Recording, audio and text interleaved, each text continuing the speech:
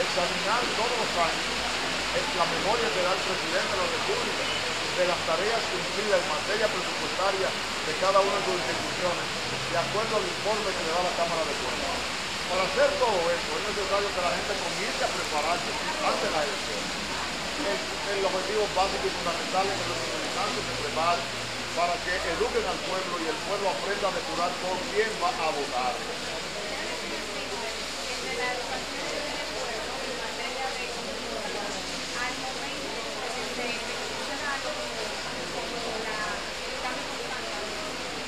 Mira, el día en que el pueblo conozca la Constitución de la República, en su mayoría, fundamentalmente los dirigentes políticos y dirigentes civiles, instituciones civiles, no se producirá jamás una reforma constitucional como la que se produjo ahora.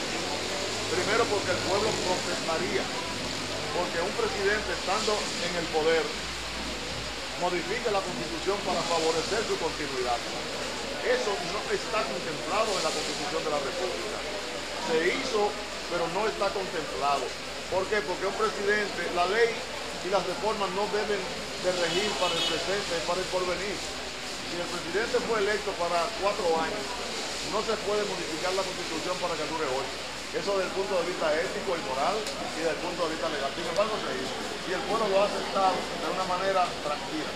Cuando el pueblo conozca lo que es la Constitución de la República, jamás elegirá a un diputado porque aparezca bien elegante su imagen en un afiche, sino por las pruebas que le haya dado a la comunidad, de su fidelidad a la comunidad, de que tiene la capacidad para servir y que está en disposición de hacer cumplir la ley.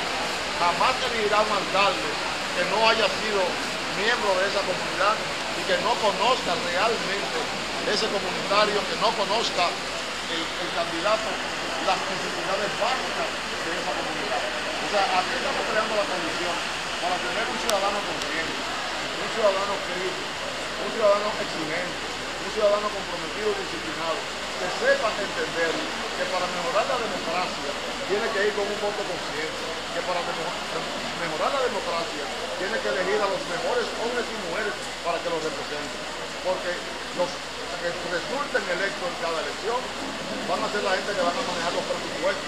Por ejemplo, un presidente de la República tiene que manejar un presupuesto de 630.000 millones como el que hay ahora. Un ayuntamiento como el de este municipio tiene que manejar 757 millones o más. Y ya de rendirle cuenta a la sociedad. Y la sociedad no pide la rendición de cuentas porque no sabe mucho de sus derechos y deberes.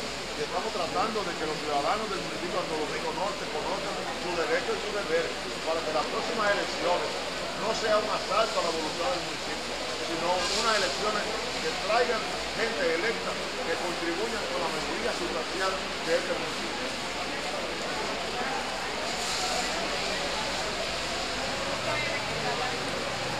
Estamos en esta actividad preparar a los dirigentes para que ellos puedan, boca a boca, instruir a cada ciudadano sobre sus derechos y deberes, sobre la importancia de que las elecciones aprendan a depurar por quién van a votar, como hacen los empresarios, que nunca emplean a una persona sin antes mandarlo al Departamento de Recursos Humanos y escoger de los que se presenten a lo mejor.